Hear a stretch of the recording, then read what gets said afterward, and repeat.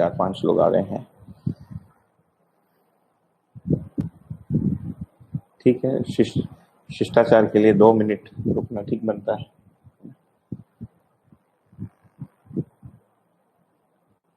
तो ये मानव व्यवहार दर्शन का 17वां अध्याय, इसमें हम तीसरे क्रम में बैठक कर रहे हैं। तो आप सभी को स्वागत है पुनः। दोपहर को राकेश भाई का फोन आया था कि यदि हम 2-2 घंटे में इसको पूरा करें, लगभग 8 या 9 पृष्ठ हमारे बचे हैं, और मुझे लगता है कि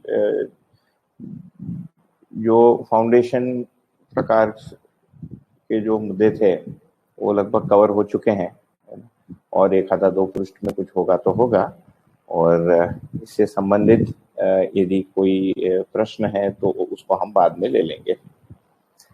तो काफी सारे लोग आ ही गए, सबको स्थिति गति पूर्वक स्वागत। उसी का नाम हरिहर है।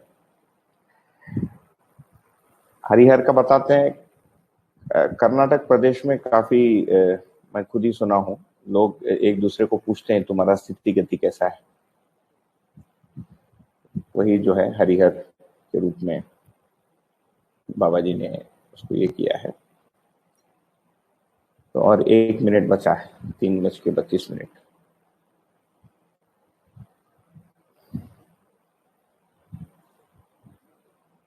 यहाँ हम लोग जहाँ रह रहे हैं थोड़ा रूरल, थोड़ा नहीं काफी रूरल ही है, तो सिग्नल तीसरे मंजिले पर ही आता है, तो हम लोग तीसरे मंजिले में बैठे हैं। तो सिग्नल और सूरज दोनों के पास। ठीक, तो हम लोग इस क्रम को आगे बढ़ाते हैं। हम लोग 143 के अंतिम अनुभूति तक पहुंच गए थे। इसमें इसके पूर्व के यदि हम इसको देखें, 1 मिनट, ये शायद हिल रहा है। हाँ, ठीक, ये ऐसा हिलता क्यों है? ये इसका स्क्रीन हिल रहा है ऐसे ऐसे, ये थोड़ा सा वो है। 1 मिनट, तो इसको हटा दीजिए। 1 मिनट, हम लोग थोड़ा जस्ट ये बुक हटा दीजिए, इसका वो हिलता है मॉनिटर। नहीं, और नीचे हो गया, आप नीचे रख दीजिए, और थोड़ा, और नहीं वो नहीं, ये दे दीजिए। 1 मिनट, पुस्तक दे देना। इसके लिए क्षमा, ये कंप्यूटर बदल गया तो ये वाला कंप्यूटर हिलता है, ये ठीक हो गया। वो ऐसे ऐसे फटफटाता रहा। ठीक है, हम प्रारंभ करते हैं। 3 मिनट हो गए लाइव होके। तो इसमें हम पहले अनुसंधान विधि से साधक ने समाधि संयम पूर्वक जो भी अध्ययन किया, अवधारणा की प्राप्ति हुई, उसके बाद कैसे मानवतापूर्ण व्यवहार है ना, न्यायपूर्ण व्यवहार तथा धर्मपूर्ण विचार में प्रतिष्ठित होने के बाद व्यापक में अनुभूति का पूरा वर्णन को देखा। उसके बाद अध्ययन विधि में अनुकरण तथा अनुसरण वाली क्रम में हम लोगों ने शुरू किया इसको।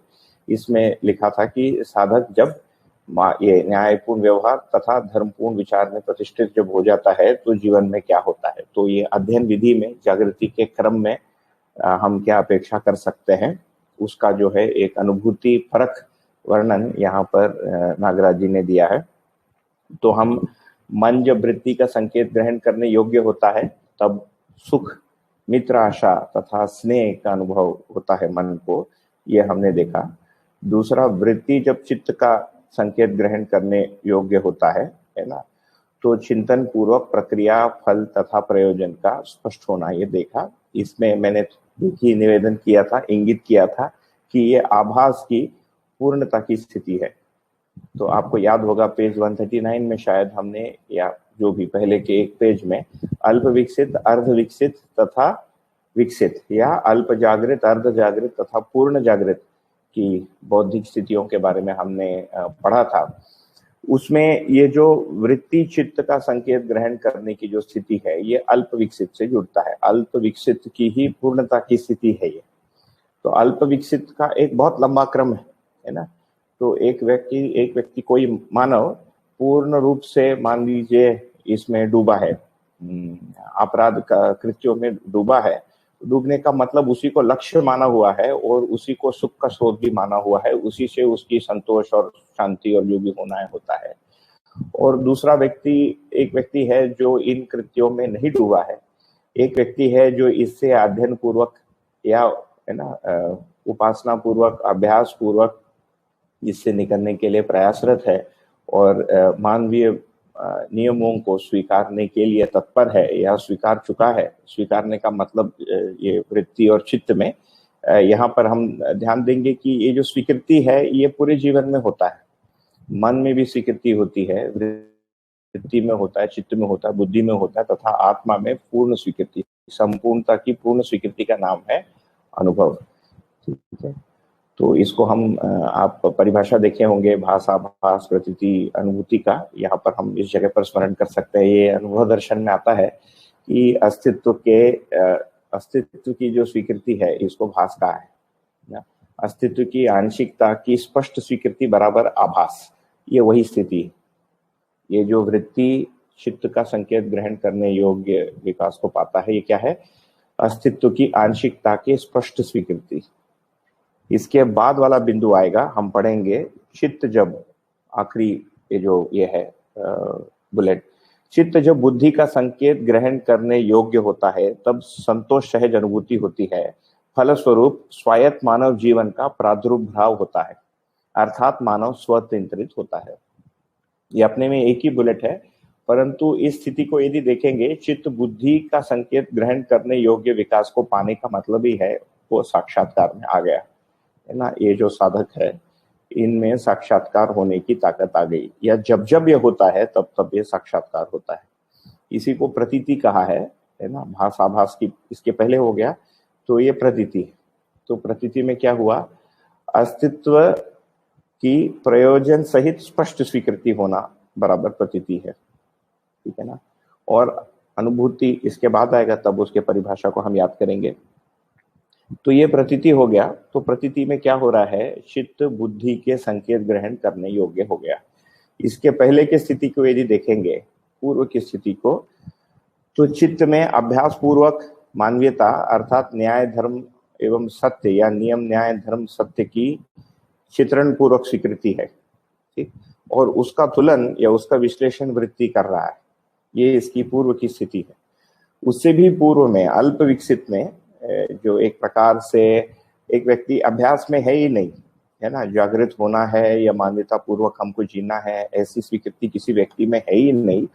उनमें चित्त का यदि हम देखेंगे तो चित्त में जो चित्रण क्रिया है ये केवल परावर्तन के लिए लगा है ना। तो परावर्तन में हम क्या करते हैं कि हम परावर्तन की क्रिया में हम अपने शक्तियों द्वारा बाहर किसी क्रिया को नियंत्रित या प्रभावित करने के लिए देखते हैं। जैसे मैं भी आपके साथ कर रहा हूँ, ये परावर्तन है, प्रत्यावर्तन नहीं, है ना।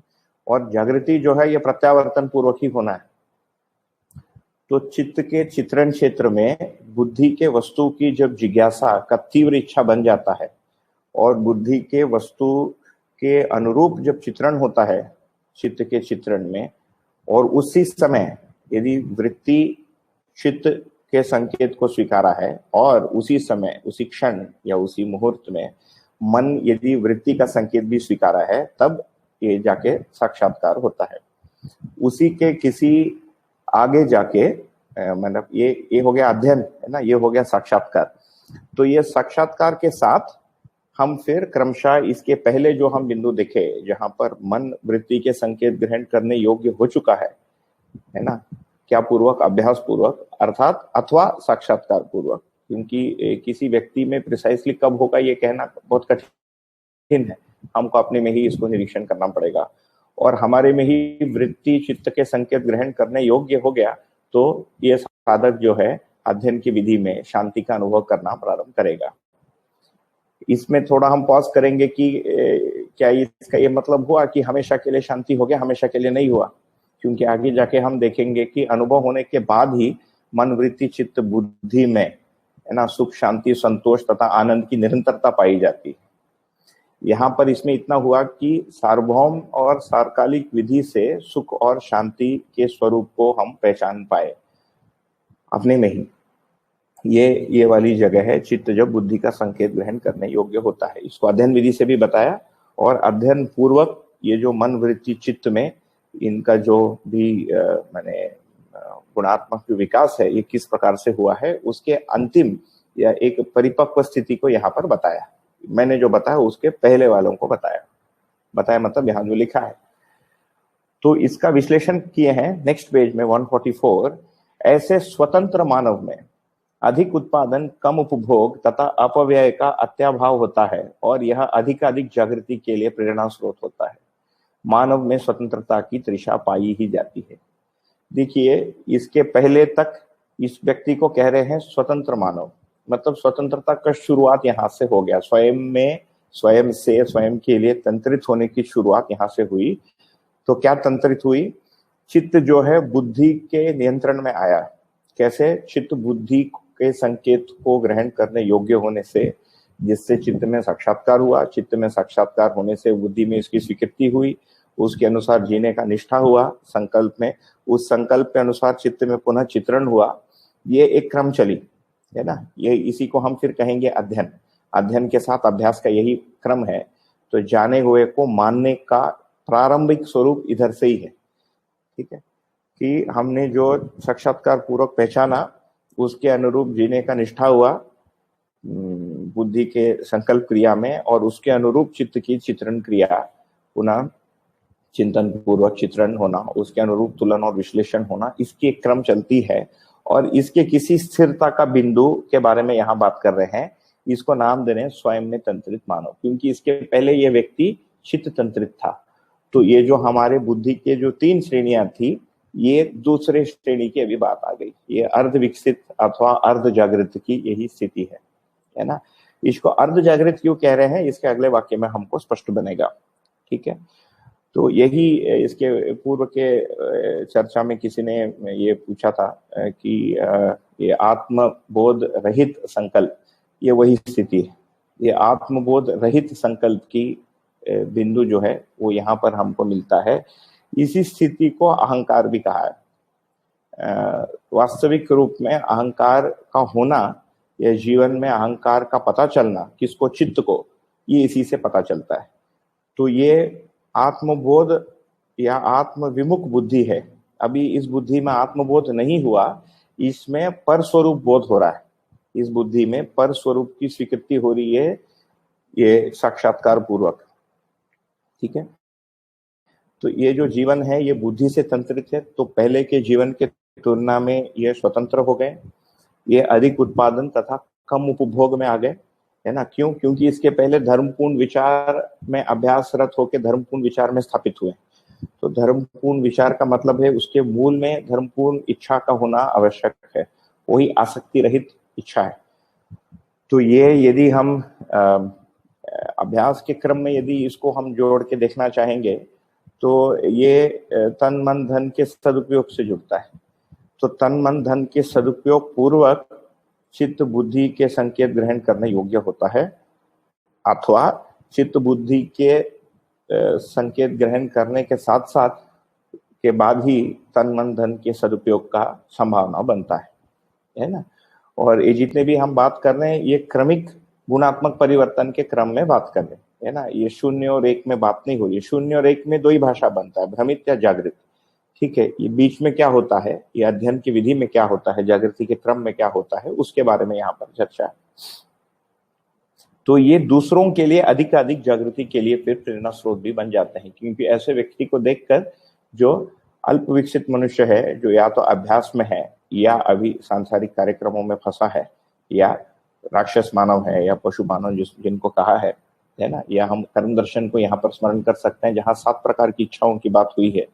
वहां अर्थ के लिए अर्थ से लेकर, है ना, ये मोक्ष के लिए अर्थ के लिए मोक्ष, अर्थ के लिए धर्म, इस प्रकार के मानसिकता रखने वाले जितने भी हमको मतलब जितने भी मनुष्य रहेंगे, वो इस व्यक्ति, ये जो स्वतंत्र व्यक्ति, अधिक उत्पादन कम उपभोग वाले व्यक्ति को देखकर प्रेरणा पाएंगे जागृति के लिए, है ना, स्वयं में गुणात्मक परिवर्तन के लिए। ये अधिक उत्पादन कम उपभोग, इस जगह को यदि हम निरीक्षण करेंगे तो यही असंग्रह की भी जगह दिखती है। आप देखे होंगे असंग्रह का तात्पर्य परिभाषाओं में कई जगह उसमें आता है, चिन्ह में समृद्धि। तो समृद्धि परिचय भी यहीं से मिलेगा, ठीक है। और चित्त बुद्धि को यदि स्वीकार लिया, ठीक, तो स्वयं के अमरत्व की भी स्वीकृति इसी के साथ बनेगी, है ना। इसी क्रम में स्वयं के अमरत्व की स्वीकृति बनेगी। इसी के साथ जो भौतिक वस्तुओं को लेकर जो भय है, जो धन भय है और जो प्राण भय है ना, इन दोनों के निराकरण का प्रारंभ यहाँ से होना शुरू होता है, मतलब वास्तविक रूप में। क्योंकि ये यदि साधक को दिख जाता है साक्षात्कार पूर्वक कि ये क्रिया अमर है ना, ये नहीं मिटने वाला, इसका यदि साक्षात्कार हो गया और बुद्धि में स्वीकृति हो गई, ठीक, उसी के साथ मैं शरीर हूँ, इससे संबंधित जितने भी प्राण भय संबंधी कल्पनाएं हैं या पहले थी, ये सारे एक तरफ हो जाएंगे। परंतु ये स्टेटमेंट अपने में एब्सोल्यूट नहीं है, क्योंकि वो सारा कम हुए बिना ये साक्षात्कार भी नहीं होगा, ये भी है ना। हम पूर्ण रूप से भयभीत रहें और साक्षात्कार हो जाएगा, इसकी भी संभावना लगती नहीं। तो ये सर्कुलर है। ये इससे अगले बिंदु में आप आएंगे। अभी मुझे लगता है इसमें पर्याप्त विश्लेषण हो गया।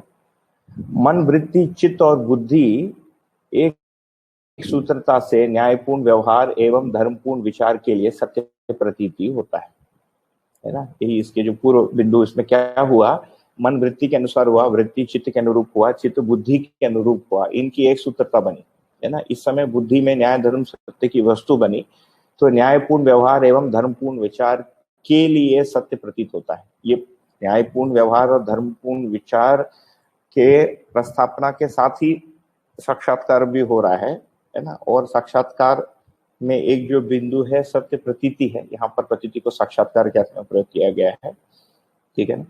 तो सत्य साक्षात्कार होना, ठीक।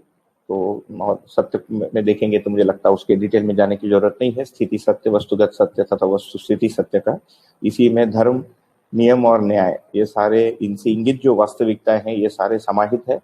ये सबका साक्षात्कार होना, ठीक। तो ये जो स्थिति है शुद्ध रूप में, ये जिसको हम अवधारणा कह रहे हैं ना, अवधारणा की या साक्षात्कार की एक स्थिरता की बिंदु। एक बार नागराज जी से बात करते समय यही वाक्य निकला उनके मुंह से कि उनसे कि ये एक स्थिरता की बिंदु मिलता है ना। तो इसको हम अवधारणा के एक स्थिति के रूप में पहचान पाते हैं। इसके पूर्व में यदि देखेंगे, है ना, तो क्या हो रहा है, इसको अवधारणा क्यों कह रहे हैं, क्योंकि अनुभव मूलक जो बुद्धि में बोध होना है वो धारणा है ना। वही मानव धर्म है और वो आनंद के रूप में समझ में आता है ना। वो सत्य में अनुभूत होने के रूप में समझ में आता है, ज्ञान के रूप में समझ में आता, मतलब बुद्धि में स्वीकार होता है, वो धारणा है। उसकी जो पूर्व स्थिति है बुद्धि में, उसी से संबंधित वस्तु है ना, उसी अनुभव से, उसी अनुभव मूलक बोध से संबंधित वस्तु है।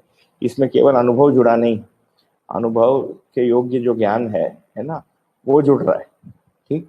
इस स्थिति का नाम है अवधारणा, और ये हो रहा है बुद्धि में, है ना।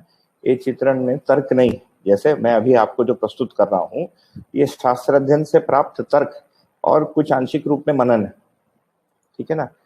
तो ये तर्क से परे एक स्वीकृति है, ये हम यहाँ पर ध्यान रखेंगे। अगले अनुभूति में जाते हैं। बुद्धि, है ना, चित्त बुद्धि को स्वीकारते हुए बुद्धि में अवधारणा हुआ। अब देखिए, बुद्धि जब आत्मा का संकेत ग्रहण करने योग्य होता है तब स्वबोध होता है, यही आत्मबोध। आत्मबोध से सत्य संकल्प होता है, सत्य संकल्प मात्र सत्यपूर्ण एवं सत्यपूर्ण आचरण ही है। ये कहाँ से जुड़ा, जो हम अनुसंधान वाले क्रम में यदि उससे जोड़ के देखेंगे तो समाधि तप्त साधक, एक वाक्य आता है उसमें, इसके बाद न्यायपूर्ण व्यवहार तथा धर्मपूर्ण विचार में प्रतिष्ठित होने के पश्चात ऐसा समाधि तप्त साधक, है ना, देव मानवीयता तथा दिव्य मानवीयता के लिए जो शेष जागृति है उसके लिए चैतन्य पक्ष के को विकसित करने का आरंभ कर देता है ना। ये वो वाली जगह है, उससे जुड़ता है ये, ठीक। तो बुद्धि जब आत्मा का संकेत ग्रहण करने योग्य होता है, कैसे इसको बुद्धि को योग्यता मिली, ये अवधारणा पूर्वक मिली, है ना। अवधारणा कैसे हुआ, चित्त में साक्षात्कार होने से हुआ, है ना। तो दूसरे, तो जब तक लघु क्रिया में गुरु क्रिया, विकसित क्रिया के अनुरूप वस्तु का स्वीकृति नहीं होता है और उसके अनुरूप नहीं होता है, तब तक ये जो गुरु क्रिया है, जो बड़ी क्रिया है, ये क्रियाशील नहीं होती है या फायर नहीं होती है ना। बोलचाल के भाषा में करेंगे तो साक्षात्कार फायर ही नहीं होगा, क्योंकि चित्रण में साक्षात्कार की आवश्यकता ही नहीं है ना। इच्छा में साक्षात्कार की आवश्यकता ही नहीं है, इसीलिए साक्षात्कार होता ही नहीं है ना। तो चित्रण बाय नेचर परावर्तन क्रिया बाय नेचर शक्ति है, और शक्ति जो है अपने प्रभाव से दूसरे को प्रभावित करने के लिए। तो सामान्यतः हमारा चित्रण उसी के लिए, जैसे मैं अभी पढ़ा हूँ, आपको पढ़ा रहा हूँ, है ना। तो ये पढ़ाने की जो क्रिया है, ये प्रभावित करने की क्रिया, प्रभावित करने के उद्देश्य से ही, नहीं तो हम कैमरा के सामने बैठते ही नहीं। ये साक्षात्कार में नहीं जा सकता। इस अभिव्यक्ति के क्रम में यदि साक्षात्कार योग्य जिज्ञासा मुझ में बनती है तो ही साक्षात्कार संभव है, नहीं तो साक्षात्कार नहीं होगा। इसका ये मतलब कि कुछ नहीं हुआ, शास्त्र अध्ययन तो हुआ ही है, हो सकता है कुछ मनन भी हुआ हो, परंतु साक्षात्कार में ये नहीं जाएगा। तो ये तैयार होते होते बुद्धि आत्मा के संकेत को ग्रहण करने योग्य होता है, उसको फिर स्वबोध कह रहे हैं। यहाँ पर स्व से तात्पर्य आत्मा है ना, क्योंकि आत्मा को ही मैं संज्ञा दिया है निर्भ्रांत स्थिति, एक्चुअली निर्भ्रमित स्थिति में। ये मानव, ये जो अनुभव दर्शन है उसके दूसरे या तीसरे वाक्य में ही हमको मिलता है ना। पहला तो सेंटेंस सबको याद ही होगा, है ना, अब ब्रह्म जिज्ञासा है। उसके बाद मैं और मेरे में निर्भ्रांति अथवा असंदिग्धता के लिए ब्रह्म जिज्ञासा है। ठीक है, मैं निर्भ्रमित स्थिति में आत्मा हूं, ये कहते हैं लेखक उसमें। तो निर्भ्रमित स्थिति कैसे होगा, किसको निर्भ्रमित होना है, बुद्धि को निर्भ्रमित होना है ना। आत्मा भ्रमित नहीं है, भ्रमित बुद्धि की फिर अहंकार संज्ञा है। तो भ्रमित बुद्धि के दो स्थितियां हमको मिलती हैं, अल्प विकसित मानव में और अर्ध विकसित मानव में। अर्ध विकसित मानव में आत्मबोध रहित संकल्प है, और ये बुद्धि अपने को दृष्टा मानता है, इसीलिए इसका नाम अहंकार है। किसी एक समय में ये बुद्धि जाके आत्मा को पहचानेगा, तब उसको ज्ञान होगा कि मैं, मतलब दृष्टा मैं नहीं हूं, दृष्टा तो ये है, अंतिम दृष्टा आत्मा ही है। ये बुद्धि को ज्ञान होता है आत्मबोध होने से। इसके पहले ये इससे अनभिज्ञ रहता है बुद्धि। जैसे अभी हम फिर ये भी सोच सकते हैं कि मुझे तो पता है कि आत्मबोध होना है, पर मुझे पता है, किसको पता है, ये चित्त को पता है। जैसे अभी मैं जो व्यक्त कर रहा हूं, ये चित्त के स्मरण से बता रहा हूं आपको, है ना। तो यदि मैं अपने जीवन को यदि कल्पना करूं, स्वयं को, मुझे चित्त में पता है कि आत्मबोध होना है, अभी बुद्धि को ये ज्ञान नहीं है ना। ये जो भाषा के रूप में मेरे पास तर्क है, हमारे पास श्रवण पूर्वक अर्थ है, जिसके साथ हम ये इस संप्रेषणा को कर रहे हैं, ये अर्थ साक्षात्कार पूर्वक बुद्धि में जब प्रस्थापित हो जाता है, ये उस जगह की बात कर रही है। ये भाषा और अर्थ का विभाजन रेखा यहाँ से हमको समझ में आता है जागृति में, यहीं से फिर अध्ययन की शुरुआत है। ठीक, तो चित्त जब बुद्धि के संकेत को स्वीकारा तो बुद्धि में अवधारणा हुआ, है ना। ये अवधारणा जैसे एक स्थिति बनी, उसको हम कुछ नाम दे देते हैं, अभी अवधारणा ही बोल देते हैं अभी के लिए, और इसमें आत्मबोध रहित संकल्प हुआ। अब ये जो अवधारणा है, इसको धारणा के अनुरूप होना है, इस अवधारणा को धारणा के अनुरूप होना है, इस जगह को विकल्प कहा है ना। हमको एक परिभाषा मिलती है एक टेक्स्ट में, विकल्प एक शब्द है। विकल्प के परिभाषा को जब हम देखते हैं तो उसमें मिलता है कि अपरिपूर्ण अवधारणा को, है ना, पूर्ण करने के लिए जो प्रयास है या संकल्प है, इसी का नाम विकल्प। तो ये अपरिपूर्ण अवधारणा है, क्योंकि ये अनुभव के योग्य भी नहीं हुआ है ना। पहले कुछ नहीं था, मतलब बुद्धि केवल दृष्टा रहा एक भ्रमित चित्रण का। अभी बुद्धि में वस्तु आ गई, अब इसको आत्मा के अनुरूप होना है, तो उसमें जितना भी गुणात्मक परिवर्तन होना है इस अवधारणा में होता जाएगा, है ना। इस स्वीकृति, बुद्धि के स्वीकृति में होता जाएगा, इसी का नाम साक्षात्कार। ठीक है, तो जो घटना घट रही है जीवन में वो साक्षात्कार, साक्षात्कार के साथ साथ बुद्धि में स्वीकृति, ये इसके पूर्व की स्थिति। ये सब होने के बाद बुद्धि आत्मा को पहचानता है। तो इसमें क्या हुआ, बुद्धि का प्रत्यावर्तन होता है आत्मा के ओर, इसका नाम है स्वबोध, इसी का नाम आत्मबोध है। तो बुद्धि आत्मा का बोध करता है, यही सत्य बोध है। क्यों, क्योंकि अगला वाक्य है आत्मबोध से सत्य संकल्प होता है ना। हम आगे देखेंगे उसको और, परंतु यही सत्यबोध है। जब सत्यबोध कहते हैं तो सत्यबोध का मतलब आत्मबोध होना। अध्ययन की विधि से अभी हम बात कर रहे हैं, है ना। सत्य संकल्प मात्र सत्यपूर्ण एवं सत्यपूर्ण आचरण ही है। अब ये सत्य के साथ तो संकल्प हुआ, इसके पहले बुद्धि के जो संकल्प की क्रिया है, भले ही उसको संकल्प हम बोलचाल के भाषा में उसको रेफर करने के लिए बोले, वो उसको निष्ठा कहा है ना, निष्ठा या ध्यान। इसके बाद वो माने संकल्प कहलाएगा। तो जो ध्यान शब्द है वो वास्तविक रूप में बुद्धि के लिए प्रयोग हुआ है दर्शन में। ठीक, तो अगले बिंदु में आएंगे, मन, वृत्ति और चित्त और बुद्धि। अब बुद्धि ने आत्मा को पहचान लिया तो बुद्धि हो गया आत्मानुशासित। आत्मानुशासित होने पर न्यायपूर्ण व्यवहार, धर्मपूर्ण विचार में सत्यानुभूति सहज स्थित प्रतिष्ठित होता जाता है। तो ये सत्यानुभूति क्या हुआ, ये बुद्धि को आत्मा का बोध भी हुआ और सत्य का भी बोध हुआ, है ना। तो ये जो एक्सपीरियंस कर रहा है बुद्धि, ये बुद्धि में ये सत्य के बोध होने के कारण, ठीक है, न्यायपूर्ण व्यवहार तथा धर्मपूर्ण विचार में वो पूर्ण रूप से प्रतिष्ठित हो जाता है। इसका मतलब है कि जो शुरुआत में अध्ययन के क्रम में जो था न्यायपूर्ण विचार और धर्मपूर्ण न्यायपूर्ण व्यवहार और धर्मपूर्ण विचार, है ना, उसमें भी परिस्थिति बन गई। ठीक है, अब उसमें यदि हम जाएंगे कि उसमें क्या परिस्थिति बनी, वो एक अलग शोध का मुद्दा बन जाएगा, तो उसमें हम नहीं जाएंगे। तो इस वाक्य को हम ऐसे भी देख सकते हैं, मन, वृत्ति, चित्त और बुद्धि आत्मानुशासित होने पर, अर्थात आत्मबोध होने के वजह से इसमें न्यायपूर्ण व्यवहार, किसमें, मन, वृत्ति, चित्त में, तथा धर्मपूर्ण विचार कर, मतलब वृत्ति में भी धर्मपूर्ण विचार हुआ, इच्छा में धर्मपूर्ण इच्छा भी बना, में सत्यानुभूति होने के कारण ये प्रतिष्ठित हो जाता है। मतलब सत्यबोध हुआ बुद्धि में, उसके कारण ये जीवन जो है आत्मानुशासित हो गया।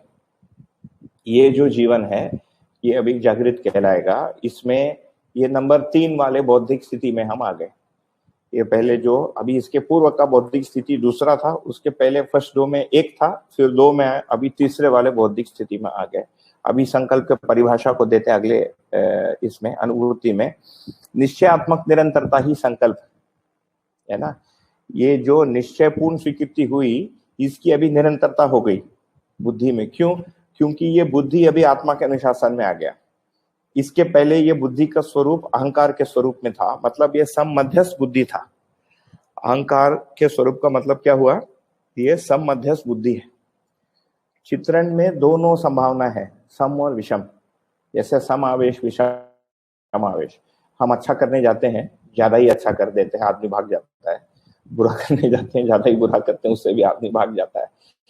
इसमें से विषम भाग छूटना, विषम पूरा अमानवीयता है, जिसको सत्कर्म कहा है ना। कर्म दर्शन में हम याद करेंगे, सत्कर्म वाली बुद्धि है ना, एक दुष्कर्म वाली बुद्धि है या विषयान्वेषण है ना, और एक ऐषणान्वेषण बुद्धि है, एक सत्कर्म वाली बुद्धि है। उस सत्कर्म वाले बुद्धि के साथ फिर सम बनता है चित्त में, ठीक, उसका साक्षात्कार होता है, क्योंकि बुद्धि सम मध्यस्थ है। तो न्याय धर्म सत्य का सम मध्यस्थ स्वरूप हमको आत्मविमुख बुद्धि में मिलेगा, उस जीवन में जिसमें अहंकार बन गया। तो उसी जगह को फिर हम अहंकार और विकल्प भी कहे, आगे उसमें कुछ संदर्भ आएगा तो उसमें और कुछ विश्लेषण करेंगे। निश्चयात्मक निरंतरता ही संकल्प है, निश्चय सहित चित्रण ही योजना है, तथा योजना सहित विचारी समाधान सहज अभिव्यक्ति है ना। निश्चयात्मक निरंतरता ही बुद्धि में संकल्प, उस बुद्धि में संकल्प के साथ निश्चयपूर्ण योजना ही चित्त में हो रहा है, निश्चय सहित चित्रण ही योजना है।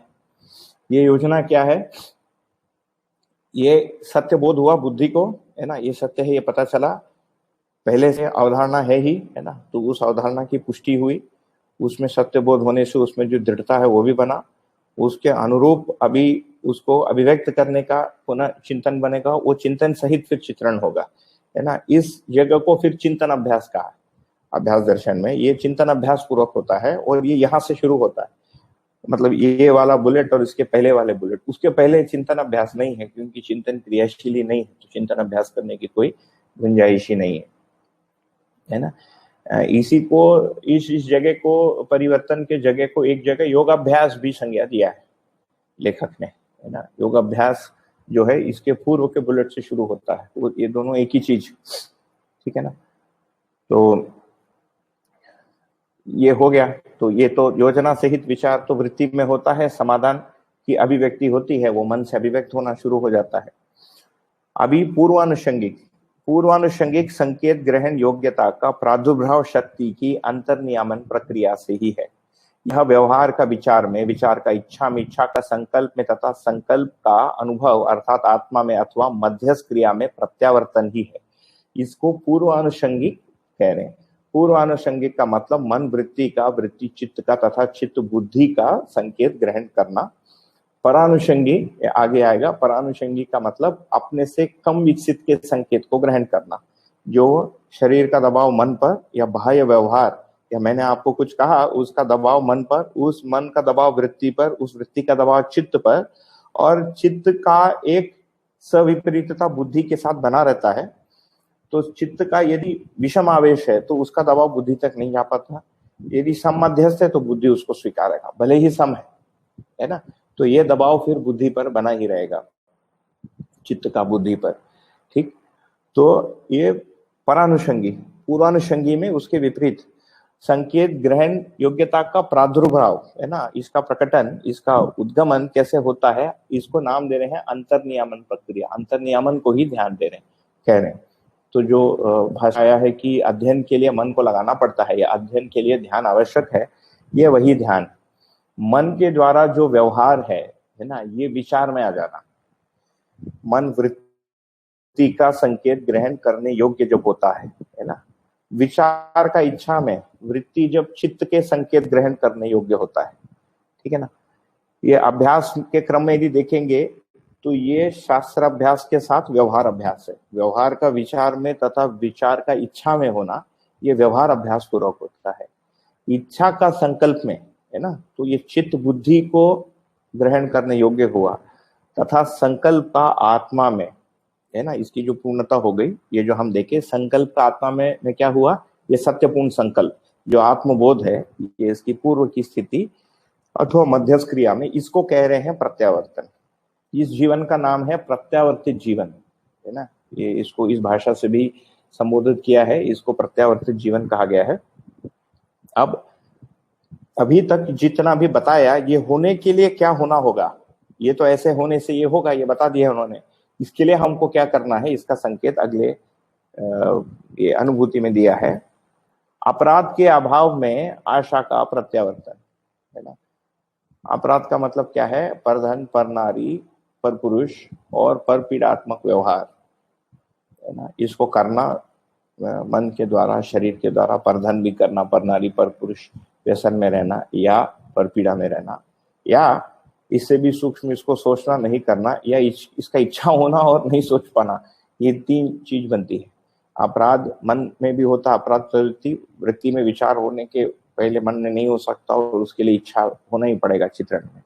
इस अपराध के अभाव में आशा का प्रत्यावर्तन होता है, मन का प्रत्यावर्तन होता है। तो मन वृत्ति के संकेत ग्रहण करने योग्य होने के लिए अपराध से मुक्त होना पड़ेगा, है ना, क्योंकि इसके अभाव में इस आशा का प्रत्यावर्तन होगा, और इसी का नाम सुख और मित्र आशाएं, ठीक। ये काफी तर्कसंगत, लॉजिकल और काफी स्ट्रेट फॉरवर्ड भी लगता है। जब तक पर धन, पर नारी, पर पुरुष और पर पीड़ात्मक जब तक हमारे में अपेक्षाएं हैं, तब तक स्नेह और मित्र आशा और सुख होने की संभावना है, इन्हें अंतर्द्वंद बना ही रहेगा। दूसरा, अन्याय के अभाव में विचार का प्रत्यावर्तन, है ना। तो अन्याय की विचार होती है, तो ये अन्याय की विचार क्या है, प्रिय हित लाभ तुलन मूलक जो विश्लेषण होता है, निर्णय होता है, कार्यक्रम होता है, ये अन्याय है। इसके अभाव में मतलब वृत्ति में न्याय धर्म सत्य का तुलन या न्याय का विचार, न्याय के विचार होने के लिए उसके मूल में धर्म की स्वीकृति, धर्म के होने के लिए उसके मूल में सत्य की स्वीकृति। इसीलिए हम जब अध्ययन करते हैं तीनों को करते हैं, क्योंकि हमारे जैसे जो अध्येता है ये तर्क कर ही सकता है कि जब पहले न्याय होना उसके बाद धर्म होना है, सत्य होना, तो पहले मैं न्याय को ही पढ़ लूँ उसके बाद धर्म को पढ़ूं। तो इसका कारण, तो इसका क्या कारण है ना, इसका कारण यही है कि ये तीनों पढ़ने से ही पहले वाला भी हाथ लगता है, क्योंकि न्याय धर्म के बिना, धर्म सत्य के बिना स्पष्ट नहीं होता है। क्योंकि सत्य स्पष्ट नहीं होता है तो जीवन होने की सामान्य स्वीकृति भी नहीं होती। जीवन होने की सामान्य स्वीकृति भी नहीं हुई तो न्याय किसके साथ करेंगे ये भी तय नहीं।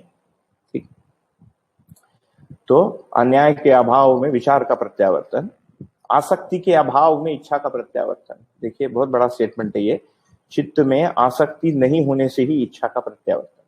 आसक्ति क्या है? पूरा भौतिक रासायनिक संसार है ना, संपूर्ण जो भौतिक रासायनिक संसार है यही आसक्ति है। ये चित्त में आसक्ति कैसा आता है? मन के दबाव द्वारा आता है। ठीक है ना। तो ये भौतिक रासायनिक संसार के भी यदि हम इच्छाओं को अपने में निरीक्षण करते हैं है ना, तो इसके भी कई ग्रेड हम पाते हैं। कुछ सूक्ष्म इच्छा, कुछ कारण इच्छा, कुछ तीव्र इच्छा में रहता है, कुछ शरीर संवेदनाओं को लेकर आसक्ति रहती है, कुछ उस शरीर संवेदना को बना के रखने के लिए, अलंकार को बना के रखने के लिए धन की रहती है, धन से सम्मान की आसक्ति रहती है ना।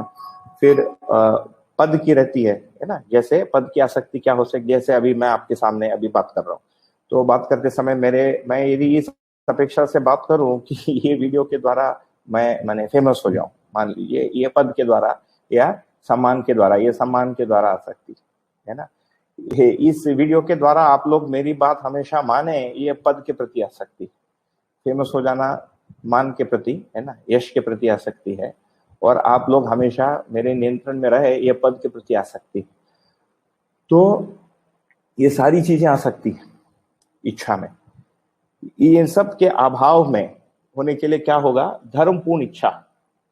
ठीक है, तो ये धर्मपूर्ण इच्छा का मतलब यही न्याय धर्म सत्य के अनुरूप इच्छा होने से इच्छा का प्रत्यावर्तन, ठीक होने से क्या होगा? साक्षात्कार होगा। ठीक है ना। यह साक्षात्कार पूर्वक बुद्धि में जो अवधारणा बना उससे अज्ञान के अभाव हुई संकल्प। ठीक है, तथा अज्ञान के अभाव में संकल्प का प्रत्यावर्तन होता है।